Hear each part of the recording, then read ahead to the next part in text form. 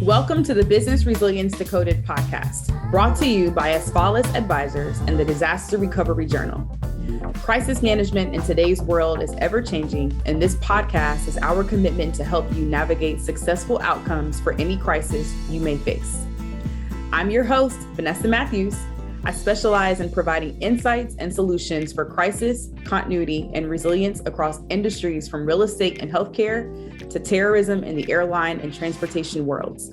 No matter what industry you're in, this podcast will provide you the tools to build resilience in your organization. Welcome back to another episode of the Business Resilience Decoded podcast. Today's podcast title is called How to Build a Business Continuity Management Program That Lasts. Our guest is Shane Mathew. He is the head of enterprise resilience for Zoom. Shane, welcome to the podcast. Thank you, Vanessa. I'm excited to finally be here. It's been a long time. Long time coming. So you got a background in public health and consulting and technology. For those people who may be listening who don't know about Shane Mathew, who are you? What's your background? Who am I? It's a great question. Well, I am, I think it can be defined and quantified in just somebody. I really am a learner of this craft. I am not an expert by any means. I've just got a lot of life lessons that I've been able to keep under my belt and apply. I started out in public health, as you said, and it was primarily because I got out of school and I was like, what do I do with my life? So I happened to have an experience nearby a school that was doing healthcare administration. So I started down that path thinking I could help more on the administrative side of life in healthcare. And I ended up starting to learn more about healthcare emergencies and how emergency response planning is really important in the public health spectrum. The anthrax attacks in 2002 really jump-started funding in that field. So I joined a program and started to work in that area. And as part of that work, it was, building emergency response plans, but also recovery plans for your public health capabilities in the midst of an emergency. So it was just, an effort around that kind of led us down the path to business continuity, and I can just continue down that road. Now, as far as my work in tech, that is completely through just meeting people, networking, and getting to know some really great people who invited me to join them in their organizations. Awesome. Well, I'm excited. We have a lot to cover today. So podcast titled, right? How to Build a Business Continuity Program That Lasts. Let's start with the life cycle. From your expertise and experience, what's the natural life cycle that you follow that allows you to have a lasting program? Well, you really have to start off the ball rolling with really understanding the organization and not making decisions based on what the traditional business continuity life cycle can kind of oftentimes get you involved in, right? So if you're not careful, it can quickly spin into kind of like that reboot cycle that I kind of think about in the concept of, hey, if you're not right, your program's going to restart whether you're there or not, and it's going to generally be because you haven't hit the mark on the front end. So that first couple of steps is really important, and I think one of the first things that I recommend to programs that really want to last the test of time is not to jump into immediately taking action on business continuity traditional activities. Like your first day should not be the first day you start writing a BIA list of questions. All right. So I think it's really important for you to develop a purpose, a mission, a strategic objectives. And one thing I always recommend to do is to develop a transformation statement, I call it. And many people call it different things, but basically, hey, what's the current state today and where do you want to get to, right? And making sure that's very clear and then aligned with your business leaders, because they'll call you in and tell you, I want you to start a business continuity program, Shane.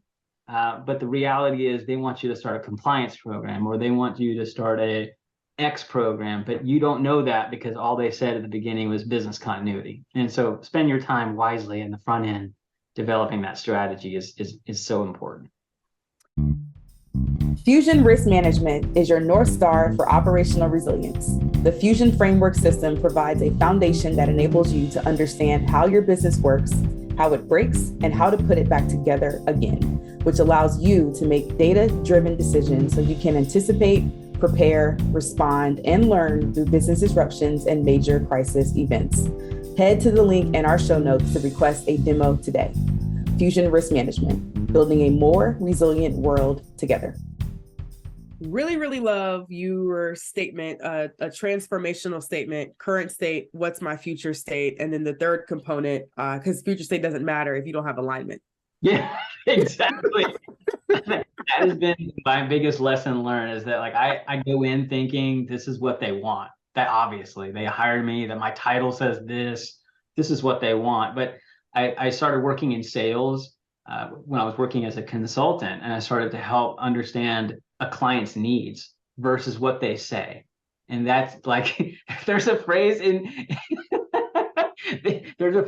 sales is like, whenever a client's opening their mouth, they're not necessarily telling you the truth. Okay. So you have to be careful. So that's where I started to say, okay, I've really got to apply that logic to my client, which is sometimes my leadership or the customer stakeholder in the departments I'm working with. Yep. So I feel like I have learned so much more, and I'm a better practitioner because I now run a consulting business, and my 90% of my job is sales. Because to your point, sales flip the switch.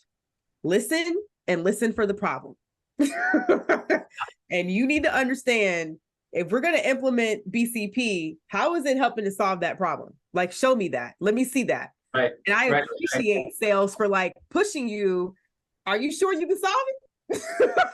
Right. I think one thing I remember going into an organization, the leader was like, here's Shane. He's going to solve all our problems. Like, he literally said that. And I was like, no. But I mean, like, it's important for me at that point to recognize this is what they're thinking I'm going to do. So I shouldn't be coming in and saying, let's go do our risk assessment, guys, or let's go do our plan writing by department, because that's not solving problems. That's writing plans for if a problem happens.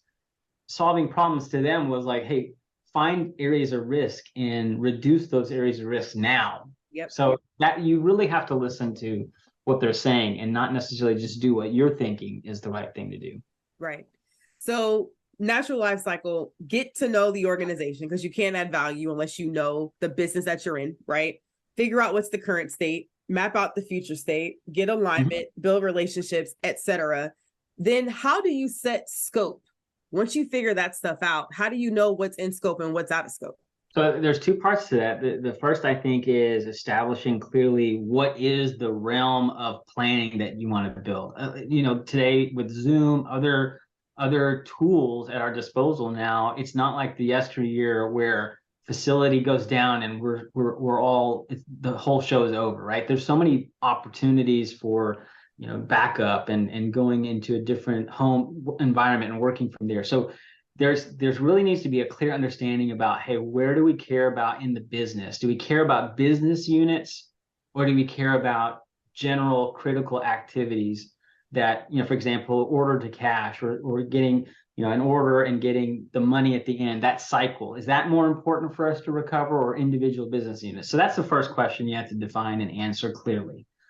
Nowadays, most business leaders would say, I'd rather have the big process always ready, not necessarily individual business units. We can handle one or two things lost, not a whole thing down, right? So that's scope parameters, where you establish which business units and which areas the business unit work on. The second thing is order, okay? So you cannot have an all or nothing thing. The scope needs to be clearly defined as to which one comes first. Do we want finance done first, or do we want your operations done first? What's more important? And you have to be able to scope and prioritize as well, because the limited amount of resources you have, that timeline for some sort of quick win gets longer and longer and longer if your scope is huge or it's not prioritized in any way. I hope that makes sense. I'm just thinking that that's really needed when you establish the program at the beginning. Yep. So case in point, I was talking to a healthcare company yesterday, and he said, I need a business continuity and a COOP and a DR plan. I said, okay, well, how do you define those three different things? Because everybody has their own definitions. So he told me what they were. And then he said, yep. And I need this done by December. And I said, 23, right? So he said, no, December 2022. I'm like, okay, it's October 15th. So my comment to him, I said, so you want a minimum viable product? And he said, that's the name of the game. See, so, there you go. Question for you, Shane. How should leaders differentiate between a minimum viable product, aka an MVP, or a nice to have? Yeah, I think the importance there is what you just described, which was diving deeper into what's the bare minimum that you need, right? And so you have to ask somebody, what are they willing to accept, and what is necessary first. I think that's a very key part to this. I think also you need to look at the culture of the organization and what the dependencies are for this whole program, right? So if it's to satisfy a audit, if this is to satisfy a compliance with a standard, what is the timeline on that is a factor that you have to incorporate in the discussion. Like, I've been a part of organizations where they've had an audit come in and say you need business continuity, and then that auditor is coming back next year. So you kind of have to say, okay, what can we get done by next year? Is it safe to say that we can do everything you're asking for, or just a few of the things? Now, that requires you as a practitioner to be able to understand what are the inputs that you need in order to achieve that goal. And if the inputs you have are not enough, what is the actual timeline that it would actually be built in if you just had you, and that's all you had at your disposal? So there's a lot of factors that go into it. So whenever an executive says, I need it by next quarter or whatever, I always have to say, okay, well, let's agree that I'm going to research and see if it's feasible, and I'll come back to you shortly with a feasibility study to say this is the reality of how we can accomplish this and what it would take if you want me to accelerate it. Yeah. So what I appreciate about that is it's setting the tone, and it's helping to clarify expectations so that another executive doesn't say Shane's here to solve all of our problems. Run if that happens. So, but it goes back to branding, right?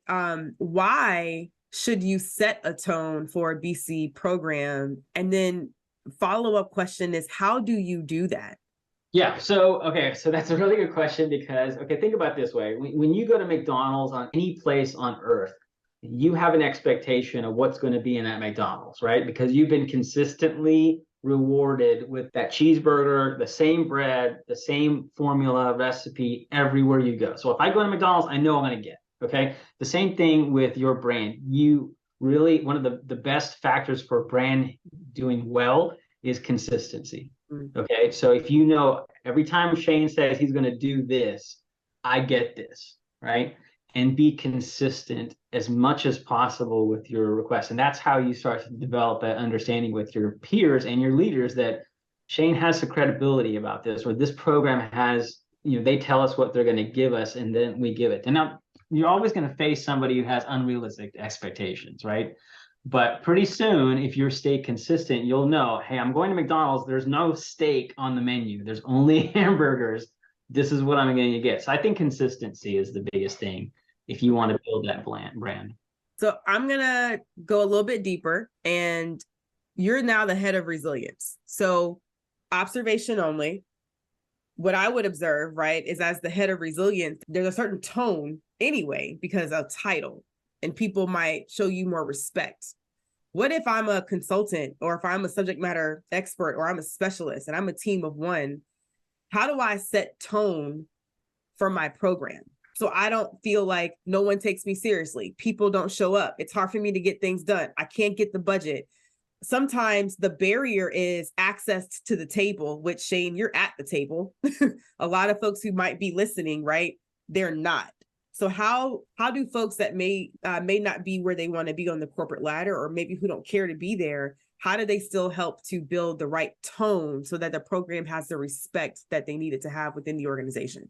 There's not a formulaic way for that to happen. It's going to be consistency and a long-term strategy around how you develop that, right? So if you don't have the immediate buy-in or the weight of what you're saying to the people that make decisions, you're going to have to establish a clear-cut strategy on how to gain that awareness. That could be starting small and building small wins that you popularize. That I think you can control, right? So really establishing quickly, hey, what are the victories that our team has accomplished, our program has accomplished?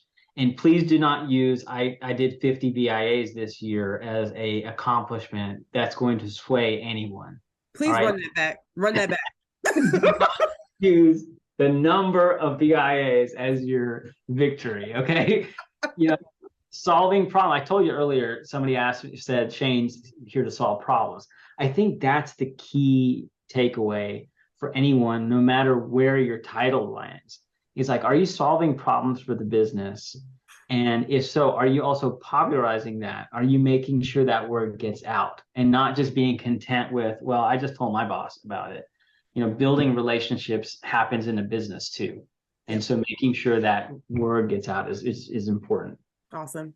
So last question, and I want to stick with this theme of branding. So how should an organization's brand identity be tied to their business continuity program?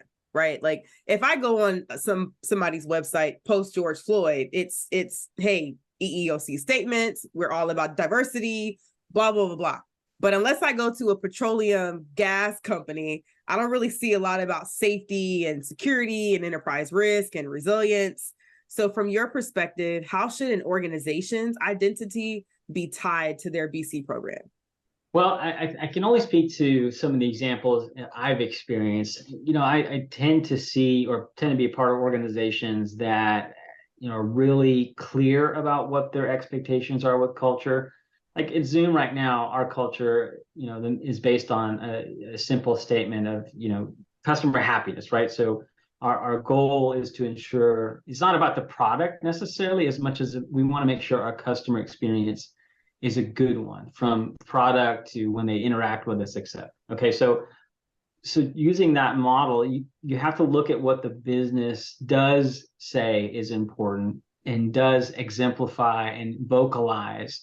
And if that's your basis for building your program, that you're never going to go wrong if you approach it in that way. So in my opinion, you have to look at what is the visible, again, going back to the question of, well, what are they really saying, right? So the question should be applied to your business too. What does the business really value is important? So for me, if it's, frictionless communication, for example, I want to make sure my resilience program is also frictionless resilience, right? I don't want to have a situation where I'm building all these barriers to even participating at all.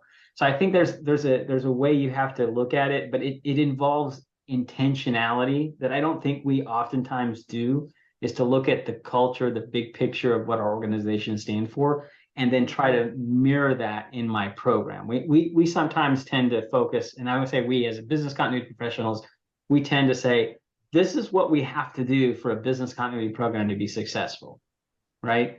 And so I'm going to do it.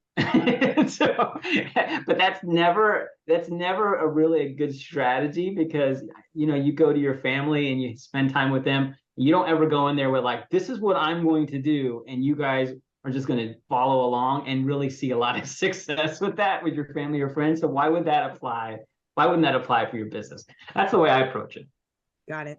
For those of you who are tuning in, if you want to go back and watch the Green Room exclusive interview with Shane Mathew, you should check out the Business Resilience Decoded Four Corners newsletter to catch that episode. Shane, I could talk to you for hours. What is the best way for our subscribers to stay connected and to learn more about you? Yeah, I think the easiest way is through LinkedIn. As you mentioned before, I try to stay as active as possible and keep engaging with people. If you have questions, email me. I really do try my best. If I don't know the answer, I will find somebody who does and try to hook you up with that person. So LinkedIn, Shane Mathew, Mathew, that's the best way. Awesome. And of course, Mathew with one T, because there's no other way to spell it. Yeah, exactly. Thank you for listening to the Business Resilience Decoded podcast, brought to you by Asfalis Advisors and Disaster Recovery Journal. Make sure you check out the show notes for this episode to see all the upcoming events, programs, and ways we can support you.